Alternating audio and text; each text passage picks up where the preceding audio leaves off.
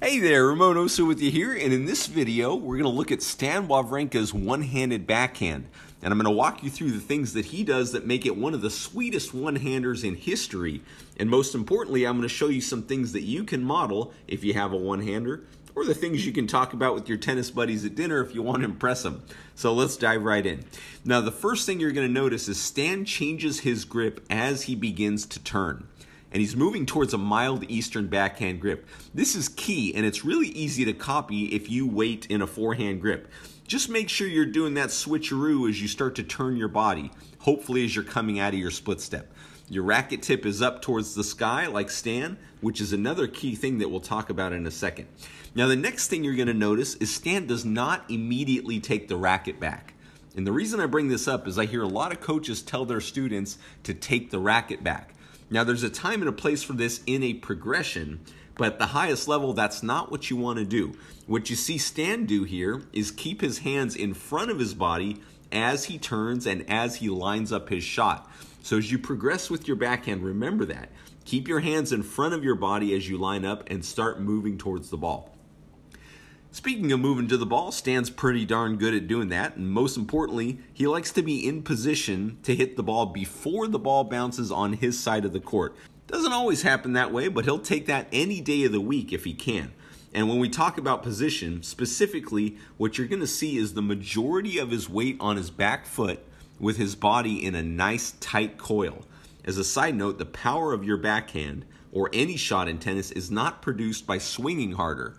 If you're talking about efficiency, and this is really important, it's created when your core muscles are pre-stretched, acting like a really tight coil of a big old bullwhip, and really holding that tension, staying away from the ball as much and as long as possible, which you see Stan doing here like a champ with his body, upper body rotated away from the ball, lower body by bending his knees and keeping his trunk rotated away from the ball, and even in sort of hidden places, like how he cocks his wrist here, producing more tension in his forearm. Stan does all that like a champ. So he's in great position. He's got his body into a nice tight coil. Now he begins to take the racket back, holding that nice tight coil, keeping all of that stored energy we talked about that he's going to release at the perfect moment. And I want you to look at the path of his hand for a sec. And you might want to watch this part a few times. It resembles sort of a figure eight shape.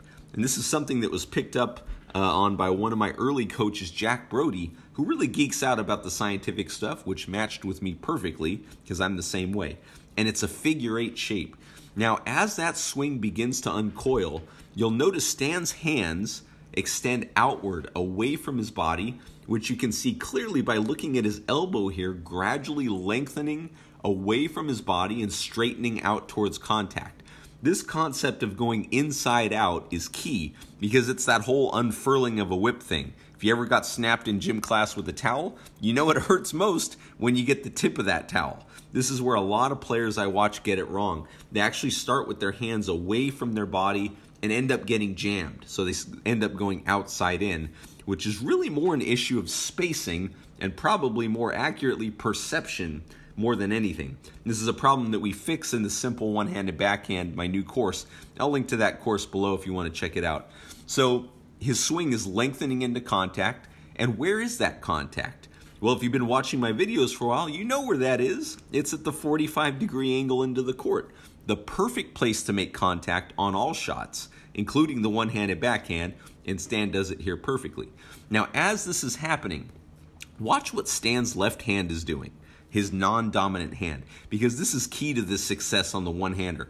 As his right arm goes up and away through contact, his left hand goes down and back, and I call this the bazooka technique.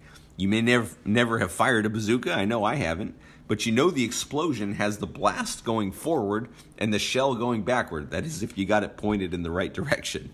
Well, that balances the bazooka and it keeps it from flying away. And it's the same thing with Stan's backhand here. His left hand going down and back keeps him balanced over the point of contact and makes it a good day at the office.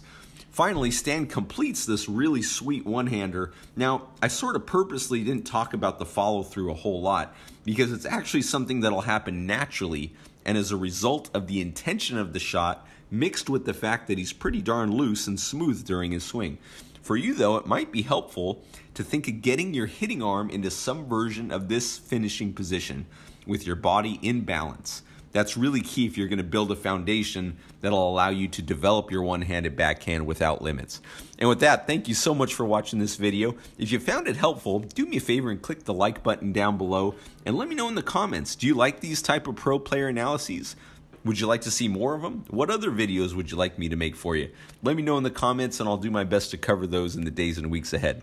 Thanks again for watching, and I'll see you soon. Bye.